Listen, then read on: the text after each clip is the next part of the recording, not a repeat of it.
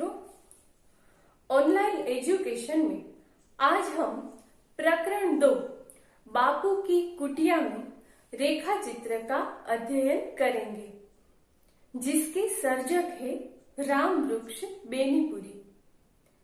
बापू शब्द सुनते ही हमारे मन में एक सीधे साधे, सरल, दुबले पतले लेकिन दृढ़ मनोबल वाले विश्व वंदनीय व्यक्ति की स्मृति तुरंत ही नजरों के सामने खड़ी होती है। क्या आप कह सकते हैं कि मैं किस व्यक्ति की बात कर रही हूँ? जी हाँ, आप बिल्कुल सही सोच रहे हैं। यह व्यक्ति है हमारे राष्ट्रपिता महात्मा गांधी जी। यह गद्य पाठ बापू की कुटिया में के अंतर्गत उन्हीं का रेखा चित्र आकलित किया गया है। इस रेखा चित्र के विषय वस्तु का विस्तृत विवरण करने से पहले इसकी साहित्य विधा यानी कि इसके साहित्य प्रकार रेखा चित्र को समझते हैं। रेखा चित्र एक ऐसी विधा है जिसमें किसी घटना को शब्द चित्र के द्वारा प्रस्तुत किया जाता है। शब्द चित्र यानी कि शब्दों के माध्यम से किसी व्यक्ति, वस्तु, वातावरण या भावों का वाचक के मन में चित्र खड़ा करना। जैसे कि हम उस स्थिति को प्रत्यक्ष देख रहे हो, ऐसे शब्दों का सृजन करना, ऐसी शैली में अभिव्यक्त करना। अर्थात जैसे कोई व्यक्ति है तो उसके बारे में इस प्रकार प्रस्तुत किया जाता है जैसे वह हूबहू हमारे सामने उपस्थित हो। तो अब स्पष्ट है कि रेखा चित्र किसे कहते हैं। अब बात करते हैं इस रेखा चित्र के रचयिता रामवृक्ष बेनीपुरी जी के बारे में। उनके जीवन के बारे में जानकारी प्राप्त करके हम यह स्पष्ट रूप से समझ सकते हैं कि महात्मा गांधी जी और उनके कार्यों का इस लेखक के चित्त पर कितना गहरा प्रभाव पड़ा था। रामवृक्ष बेनीपुरी जी का जन्म 23 दिसंबर 1899 में बिहार के मुजफ्फरपुर जिले के एक छोटे से गांव बेनीपुर में एक किसान परिवार में हुआ था। बेनीपुरी जी का नाम रामवृक्ष शर्मा है, लेकिन अपने गांव के नाम बेनीपुर पर से इन्होंने अपना उपनाम बेनीपुरी रखा है। उन्होंने प्रारंभिक शिक्षा अपने गांव की पाठशाला में ही पाई। बाद में वे आगे की शिक्षा के लिए मुजफ्फरपुर के कॉलेज में भर्ती हो गए। इसी समय राष्ट्रपिता महात्मा गांधी जी ने रॉलेट एक्ट के विरोध में असहयोग आंदोलन प्रारंभ कर दिया। ऐसे में बेनीपुरी जी ने भी कॉलेज त्याग दिया और निरंतर स्वतंत्रता संग्राम में जुड़े रहे।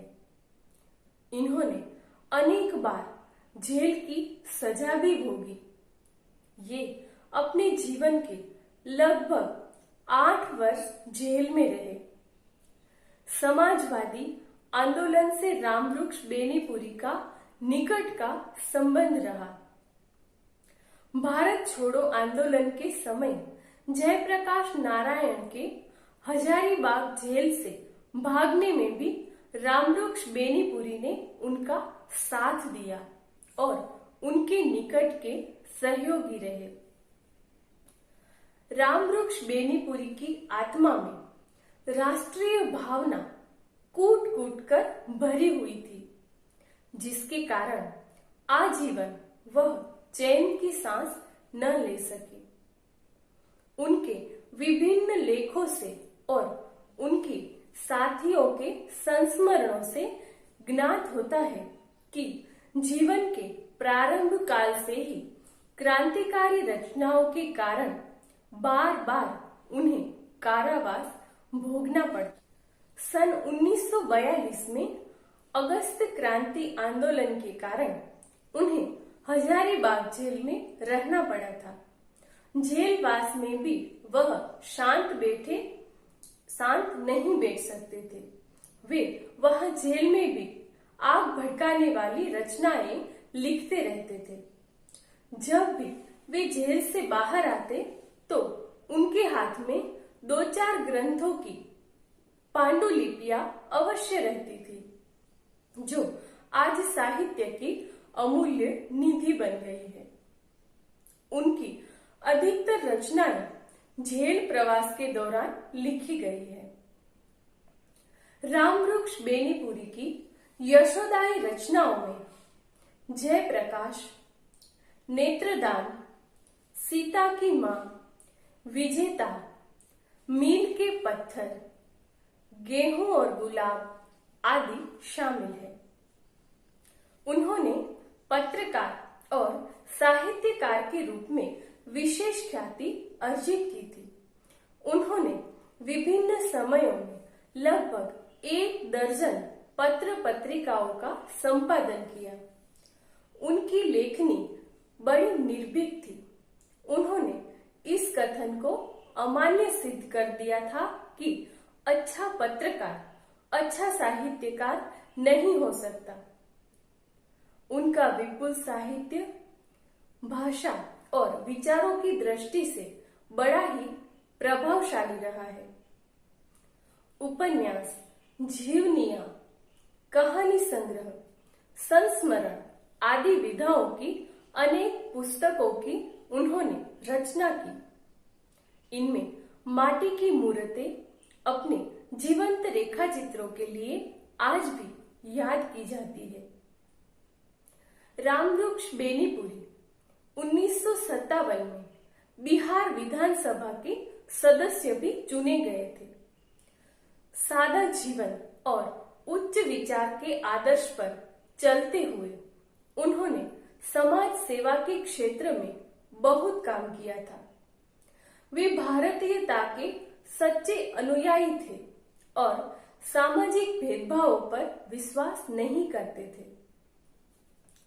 रामधारी सिंह दिनकर बेनीपुरी जी के बारे में यथार्थी कहते हैं कि स्वर्गीय पंडित रामवृक्ष बेनीपुरी केवल साहित्यकार नहीं थे, उनके भीतर केवल वही आग नहीं थी जो कलम से निकलकर साहित्य बन जाती है।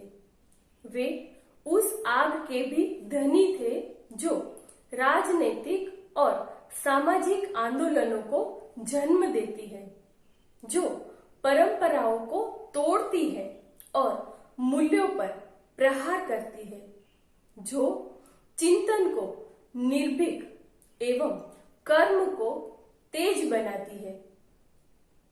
बेनीपुरी जी के भीतर बेचैन कवि, बेचैन चिंतक, बेचैन क्रांतिकारी और निर्भीक योद्धा सभी एक साथ निवास करते थे।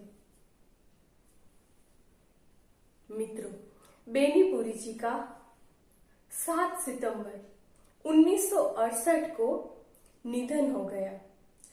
अपने पार्थिव देव को छोड़कर उनका परलोक गमन हुआ। हिंदी के अप्रतिम गद्यकार रामवृक्ष बेनीपुरी का हिंदी रेखा चित्र के विकास में अतुलनीय योगदान रहा है।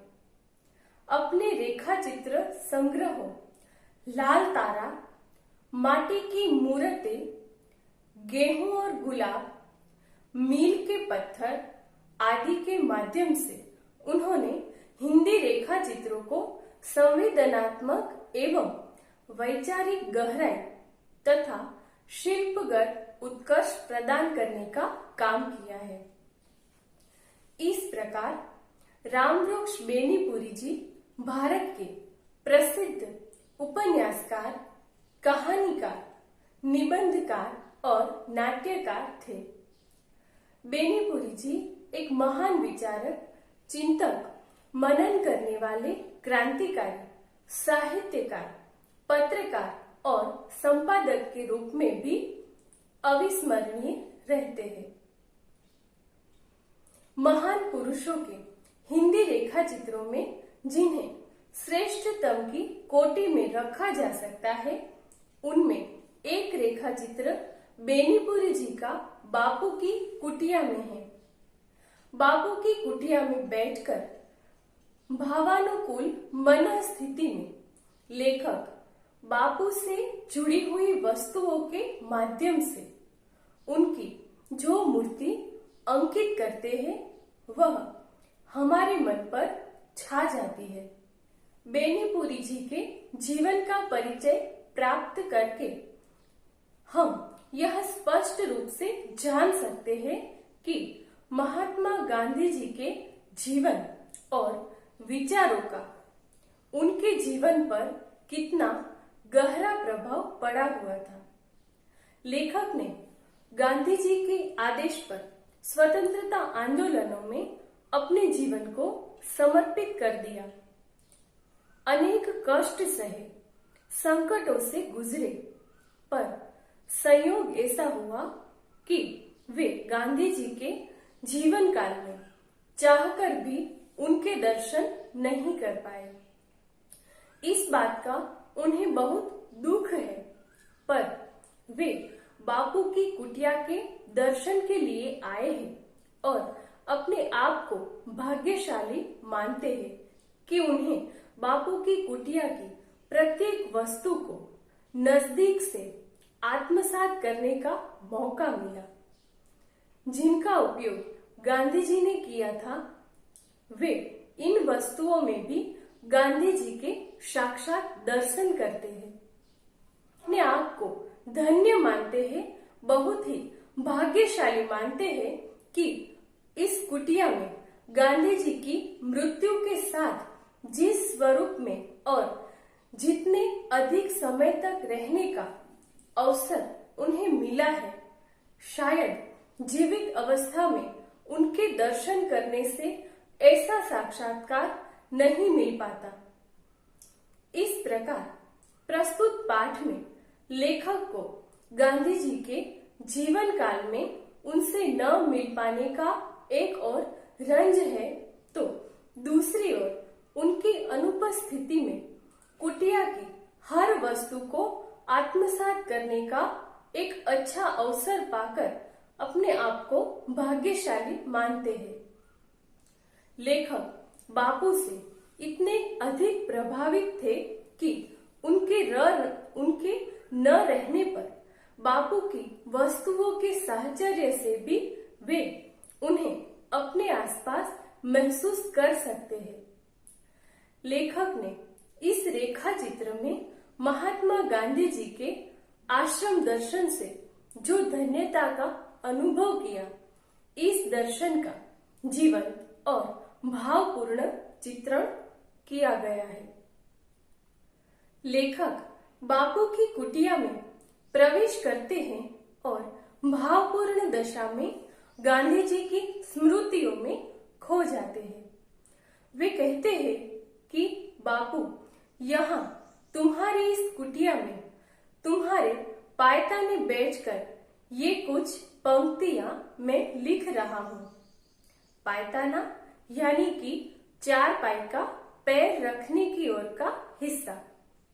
तो इस छोटे से वाक्य में भी हम देख सकते हैं कि महात्मा गांधी जी की अनुपस्थिति में भी वह उनके पायताने के पास जाकर बैठते हैं और उनके चरणों में जाकर बैठे हो ऐसी भावानुस्थिति का अनुभव करते हैं। लेखक गांधी जी को संबोधित करके कहते हैं कि जब तक तुम यहाँ थे, मैं यहाँ पर तुम्हारे पास नहीं आया। इसे मेरा दुर्भाग्य कहूं या सौभाग्य? फिर वे कहते हैं कि दुर्भाग्य तो था ही, क्योंकि जिसके आदेश पर मैंने अपने जीवन के प्रवाह को मोड़ दिया, जिसकी आज्ञा पर मैंने बार बार अपने आप को संकटों में डाला और सबसे बढ़कर जिस विश्व वंद्य यानी कि विश्व वंदनीय व्यक्ति के दर्शन के लिए दूर दूर देशों के लोग आते रहे, उसकी जिंदगी में उसके आवास स्थान पर पहुंचकर उसके चरण रज से अपने मस्तक को मैं धन्य नहीं बना सका। यह दुर्भाग्य नहीं तो क्या है। लेखक इस मौके पर महात्मा गांधी जी के उसके गांव के आगमन को भी याद करते हैं। वे कहते हैं कि बापू, तुमने तो अपनी चरण धूलि से यानी कि अपनी चरण रज से मेरे छोटे से गांव को भी एक दिन पवित्र किया था। लेखक महात्मा गांधी जी को कितनी आदर युक्त भाषा में संबोधित करते हैं, उस पर से गांधी जी के प्रति उसका भाव कितना गहरा है यह स्पष्ट रूप से दिखाई देता है। वे कहते हैं कि उचित था कि जब तुम यहाँ थे मैं तुम्हारे पास यहाँ पर आ जाता और तुम्हारे दर्शनों से, तुम्हारे चरण स्पर्श से मैं अपने जीवन को कृतकृत्य यानी कि धन्य करता, पर यह सब नहीं हो सका। लेकिन उन्हें आज ऐसा भी प्रतीत हो रहा है कि आदमी का दुर्भाग्य कभी कभी उसका सौभाग्य बन जाता है। वे कहते हैं कि बापू, यदि मैं उन दिनों तुम्हारे पास आता तो क्या मैं तुम्हारे बिस्तरे के इतना निकट, इतनी देर के लिए स्थान पा सकता था? उस शांत एकांत में अकेले अकेले इस कुटिया से इतना तादाद में प्राप्त करने का अवसर शायद मुझे नहीं मिल पाता। वे कहते हैं कि तुम्हारे पायताने बैठकर बापू से यानी तुम्हारे पायताने बैठकर तुमसे जुड़ी वस्तुओं और तुम्हारी इस मूर्ति को मैं भावपूर्ण दशा में बैठकर नहीं देख पाता और अपनी कलम का उपयोग कर इसे सार्थक करने का सौभाग्य में नहीं प्राप्त कर सकता था। लेखक बापू की कुटिया का और बापू की स्मृति रूप वहां पर पड़ी हुई हर एक वस्तु का कैसा सूक्ष्म वर्णन करते हैं और उस वस्तुओं को देखकर गांधी जी की स्मृतियों को कैसे ताजा करते हैं। लेखक अन्य व्यक्तियों एवं स्थितियों का उदाहरण देकर वे किस तरह महात्मा गांधी जी की महिमा को व्यक्त करते हैं और किस तरह से वे महात्मा गांधी जी के रेखा चित्र को हमारी दृष्टि के सामने हूबहू खड़ा करते हैं। इन सारी बातों का अध्ययन हम अगले वीडियो में करेंगे। तो विद्यार्थी मित्रों, आज हमने रेखा चित्र स्वरूप के बारे में, राम वृक्ष बेनीपुरी के बारे में बात करके बापू की कुटिया में रेखा चित्र में प्रवेश किया। अगले वीडियो में फिर मिलेंगे, तब तक के लिए नमस्कार।